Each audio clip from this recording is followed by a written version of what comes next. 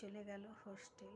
বাস স্ট্যান্ডে গিয়েছিলাম ছাড়তে, এসে ঝাঁটফাঁট দিয়ে এই দেখো এই বাসনগুলো এবার মেজে নেবো। তাড়াহুড়োতে কিছুই কাজ সারা হয়নি, তখন ওদেরকে চা করে দিলাম, এসব করতে হয়নি। এবার কাজগুলো একে একে সেরে নেব।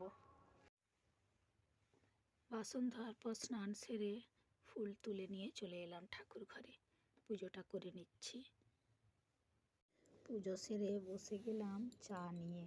কালকে 2টো পরোটা বেশি হয়েছিল, রাত্রে বানিয়েছিলাম, নষ্ট করতে মন চাইল না, তাই পরোটা দিয়ে চা খেয়ে নেব।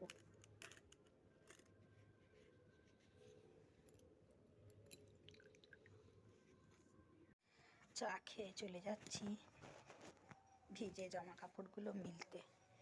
যতবার প্রয়োজনে এই দলিজে সদরে বেরোচ্ছি, এই ফাঁকা বেঞ্চটা চোখে পড়ছে।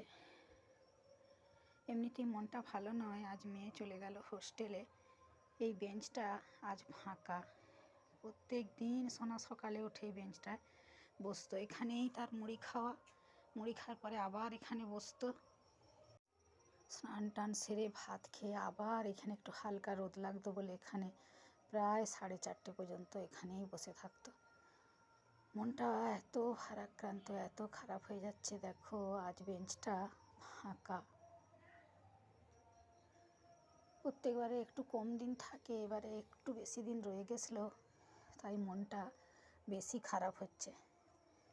এই বিষণ্ণ মন নিয়েই সব কাজবাজ সেরে নিচ্ছি, চলে যাচ্ছি জামা কাপড়গুলো মিলতে। একে একে ভিজে পোশাকগুলো মেলে দিলাম। এবার রান্নার তোড়জোড়, সবজি আরে সব কাটাকাটি করে নেব।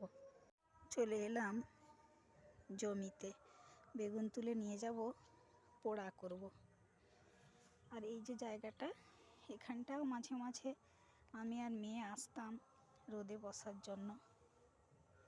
বারবার হয়তো একই কথা বলে ফেলছি, আসলে এবারে একটু বেশি দিন থাকার জন্য মনটা আমার খুব খারাপ লাগছে।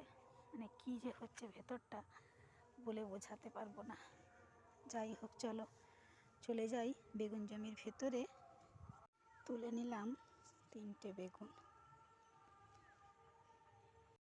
আজকে আর মুড়ি খাবো না, আজকে টিফিনে মুড়ির বদলে খাবো কালকের বাসি ভাত।